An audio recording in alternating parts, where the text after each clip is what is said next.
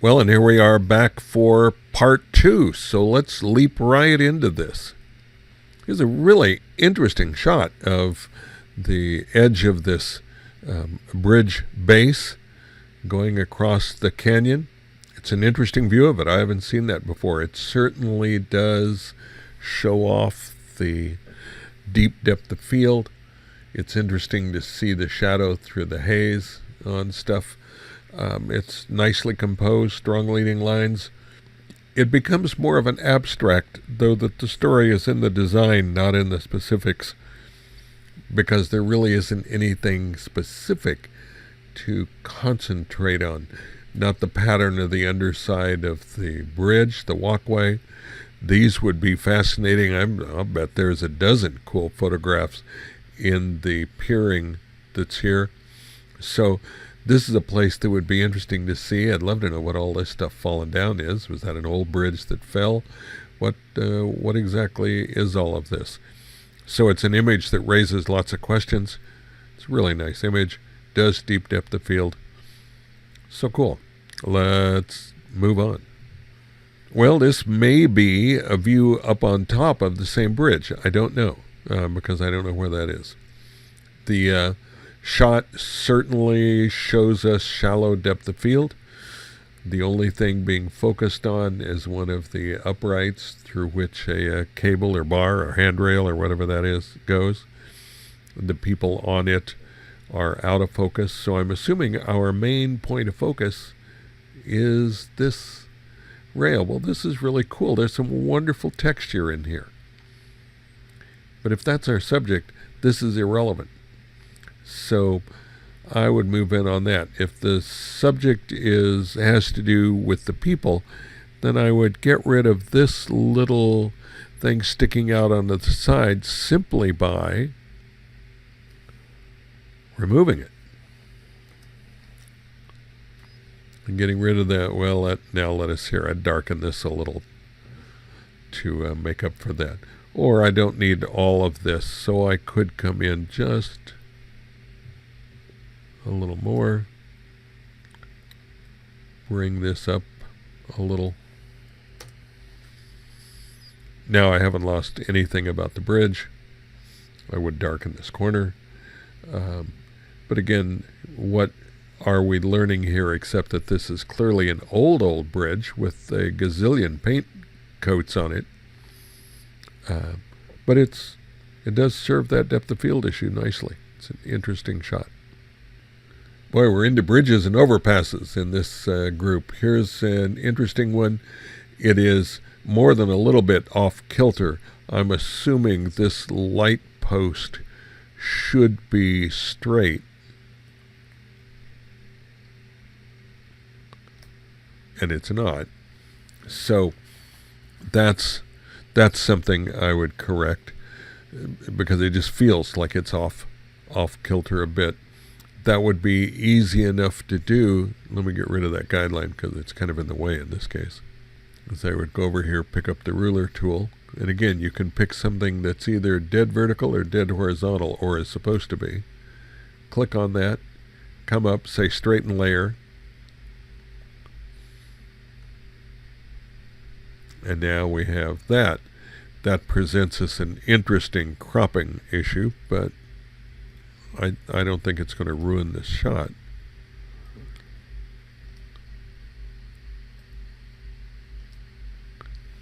Now, here's our problem. Are we going to lose that? I think we need some of it. Do we need all of it? I don't know. If we decide we need some of it, then I would take this. I would grab this night color and then just go up and paint that right back in.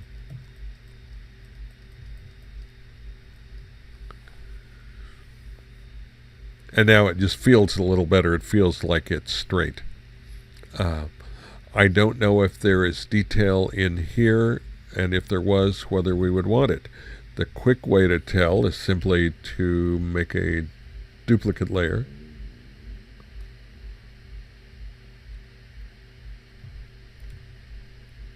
make this a screen layer. Nah, it just gets washed out when it's there. So I would simply take this original one and keep this as like a film noir shot.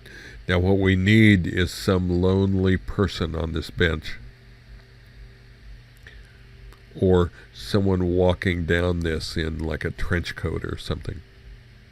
That would create a real storyline in here, because it's a cool, interesting shot. Or maybe someone down in the sand. A lot of options here. A lot of cool things you could do with this. But it definitely solves the deep depth of field problem. And here we have the shallow depth of field with the flower and everything in the background out of focus. This scalloped bit of sky is really a problem. And this isn't doing anything for us. Our shot is here with the hand and the flower. So let's make that our shot. Let's come in. We don't need all of that hand. We need some of it. We don't need all of this. We need some of it, maybe. Because of the hand, our direction is this way, so we need to leave a little more space there.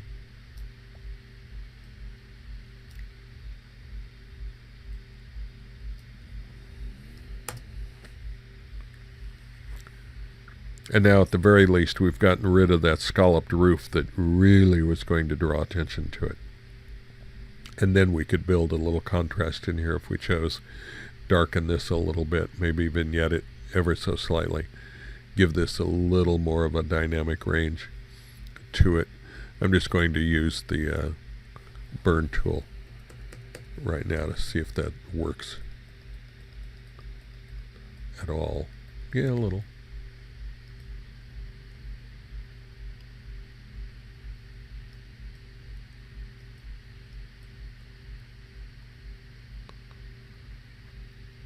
Yeah, that helps that flower stand out some.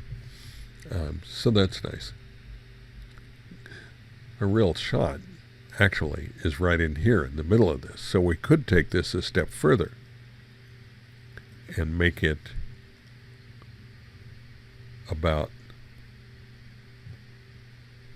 this flower as a vertical. That makes an even stronger shot. Okay, a little cropping sometimes is all you need. Well, here we have this proud marching band. It took me a while, I mentioned this, to realize, I thought this was like a tuba or some kind of bizarre instrument. It took me a bit to realize that it's balloons, gold metallic balloons going on. The only thing I wish you'd done here, there was a shot a while back where I said it'd be nice if you had aimed a little higher. Here I wish you'd aimed a little lower, and we got people's feet into it. If the whole thing came down to, I mean, this is really all we need of the sky, but if we were getting the feet down here, that would really add to this. You'd really get a sense of the group.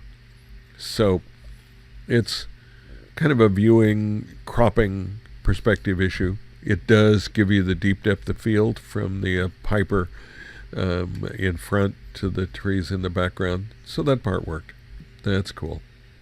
And now we have the solo Piper playing. One Piper playing. It is, I know there's nothing you could do about this, but it is really unfortunate that this shoulder is in the way. And because of that, I'm wondering if this could be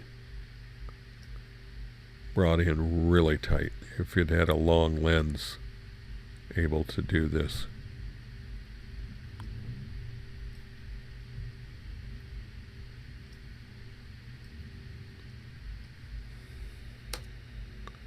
To where that would become our shot of the Piper.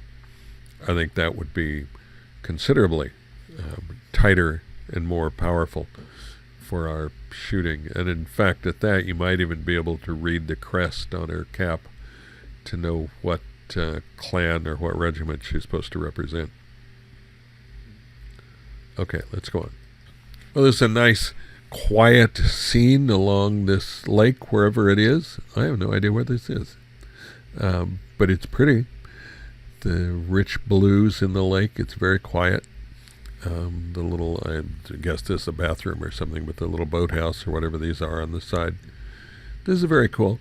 Whenever you're doing a landscape like this, however, be very careful about putting this horizon right smack in the middle of the shot, because it definitely makes it static. Now in this case, that may be okay. It quiets it down.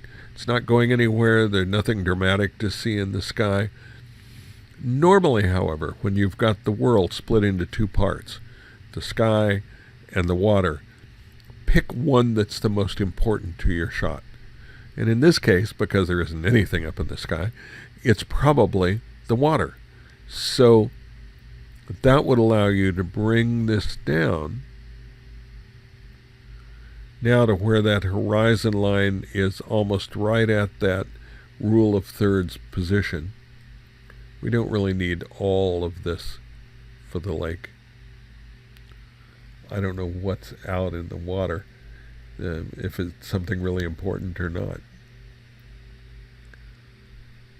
Let's say for the moment that it is, but we don't like where it is. I'm going to try an experiment here. See what we can do. I'm going to come down here to our Content Aware Move tool.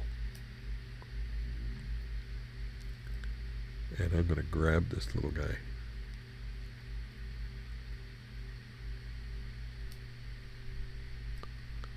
And I'm going to bring him over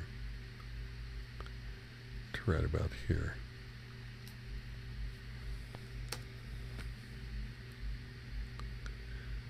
I'll say deselect.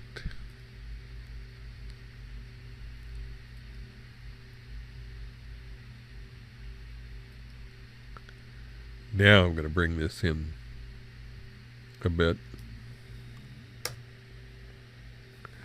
And overall, I think that's a tighter shot. We have a little bit of cleanup we need to do around him. But by and large, this is a much tighter shot. It has a little more action to it, and most of it came from moving that horizon up into the thirds position. So, simple fix. And here is the last one in this group. Fascinating catch of a bubble in the air. Wow. And it's dead centered. In this case, it kind of works. You would have to decide, do you really need all of this around it to tell its story, or could you get rid of some of that? I mean, the bubble itself doesn't occupy all that much of the real estate. But if it works in the middle, and it does actually kind of, then this allows us to keep it there. But now we can really concentrate on the bubble itself, which is cool, instead of having so much of this out of focus area to try to look at. Okay, this is the last shot for part 2. We'll have one more to go when we get this edited and ready to post. See you later.